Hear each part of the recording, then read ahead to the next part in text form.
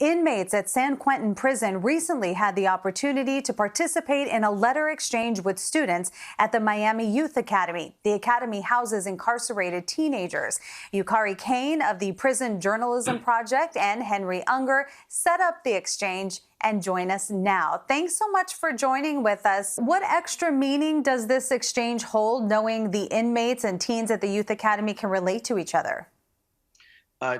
From my experience, so I've been teaching volunteering in adult prisons for about 5 years, teaching journalism. I'm a retired newspaper reporter and editor for many years, and also been doing it at Miami Youth Academy for about 2.5 years.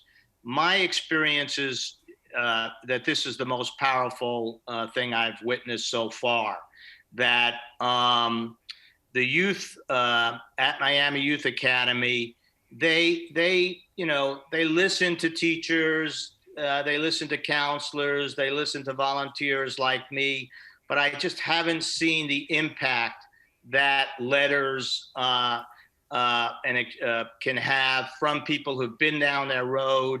Many of the people writing to them are youth offenders themselves. They've been gang members. They've had similar experiences in foster care, or for whatever reasons didn't do well in school, like some of the youth at Miami Youth Academy, or have been abused. Whatever the particular situation is, they can relate to it. And so the kids want to really listen, and you could tell. And this week, my experience was something that I never had before. I read a letter from one of the guys from San Quentin who responded to a prompt. And the prompt was there a key moment or incident in prison that helped me redefine how I saw or lived my life? And he responded to that prompt. And this was the first time in 2.5 years of teaching at Miami Youth Academy, I didn't hear anything for the 6 minutes or so that I read the letter. I heard no sound at all, and I was very surprised at that because the letter was so powerful. It's incredibly moving. It's real special. It's kind of hard to describe what the feeling it gives me when I hear their input, how they can relate to what I went through, and that's my hope, that I can't turn back time for myself, but to try to give them that little spark so they can do something about the situation that they're in and move forward and move past it. Just to let them know that they have the power to make better choices and not get stuck and go backwards, that they have the opportunity right now. And yeah, I see myself in them most definitely. My hope was that I could share. Sorry, I'm getting a little emotional. The fact that I can share exactly, I know where you're at right now, and when we have to go back and kind of dig up those old memories as being a kid and the things that we was going through, and actually try to share that information, I think that's something that wakes you up and kind of gets you okay, yeah, I'm doing something, I am giving back. So anytime that we can give back to some people that's in opposition, and to keep them from going in adult prisons, or, to just step in somewhere and, to help change the course of their life, that's a no-brainer. We're going to do all that we can to keep kids from coming to prison. Well, and on the San Quentin side, it's been the same experience. Marcus, the letter exchange isn't something that the Prison Journalism Project does as a core project, but it was so easy to put together, and it just it seemed like a great opportunity for a correspondence to happen. And Marcus Henderson, who's also an editorial associate for the Prison Journalism Project, helped us coordinate it with mainly the staff at San Quentin News. And he tells me that the response there is tremendous. He's got guys now coming by his cell asking to be a part of this program because, it's an opportunity for them to reflect too, and for them to realize how far they've come and to help youth. Marcus himself was a youth offender, and it's a community that he cares very, very much about really helping to make sure that they don't make the mistakes that he did. I I've been in prison going on 30 years. I've been in jail since I was 16 years old. I made terrible decisions in my life when I was a kid and throughout most of my term. I was stuck in hopelessness and full of shame. I was a drug addict, and it took me a long time to work past all that and there was a lot of people in my life that extended their hand out to me and helped me throughout all these years. And I'm in a great place today. I mean, I'm in recovery. I do everything I can to help others so that they could see that there's a better way of doing things. Talking about Marcus and then Heriberto, of course, they've both been in prison about 20 years or more. Both will have parole hearings coming up. So Yukari, what do you think about their growth? I mean, the question, the way I think about it is, would I write a parole letter, a letter of support for them? And I've known Marcus for about 5 years now. I've worked with him closely. I would write one for him tomorrow. And I do take these letters very seriously. I mean, I think, doing this work that we do, we're not naive about it.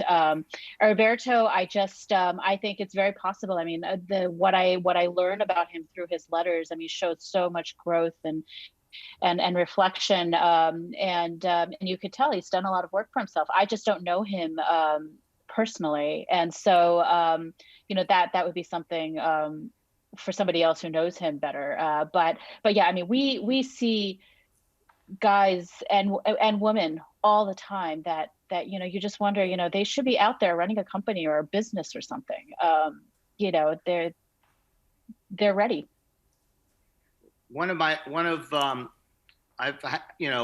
I just like everyone have a tremendous amount of stereotypes, particularly before I started teaching in prison. And one of the million of stereotypes I've been able to get rid of is a lot of these guys committed these crimes when they're 17, 18, 19, 20, 21. They've already been in there, like this guy I just mentioned, 26 years. They're not the same people. And somewhere along the line, many of them have decided, hey, I need to get my act together. I need to be either a good role model or a bad role model. And some of them, obviously, we see students who are motivated. So we're seeing, some of the, not a complete, not everybody, but the ones I come in contact with and teach, every single one of them are very motivated and have obviously changed from what they were, given that they've lived 20, 25 years in a controlled environment. Yeah, it definitely does shine a light on a population we don't hear from usually. Do you both think these exchanges should be done on a broader basis?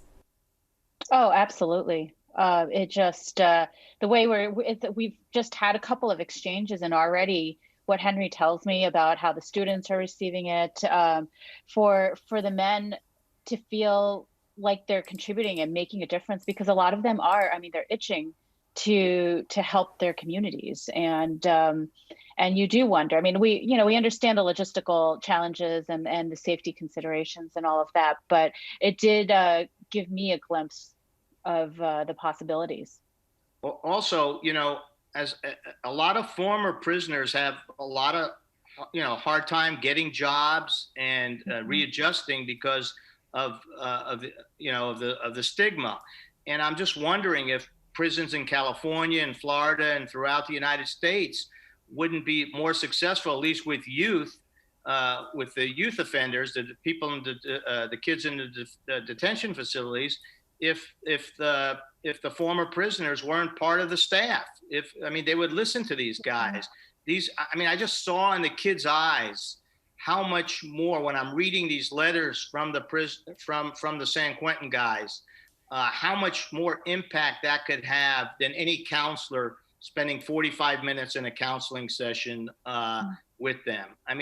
Letters from Wally and Heriberto, it's 100 times more the weight. And I'm just wondering, if they do get paroled and they did get jobs in a California or Florida or wherever prison, wouldn't they have a youth detention facility, wouldn't they have so much more effect?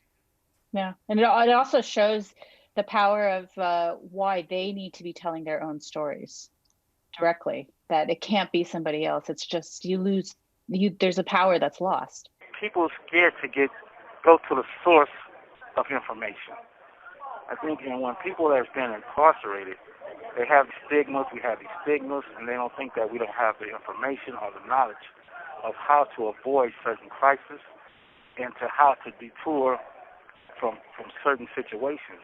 We have dealt with the abandonment issues, the peer pressure, the gang and mentality involvement.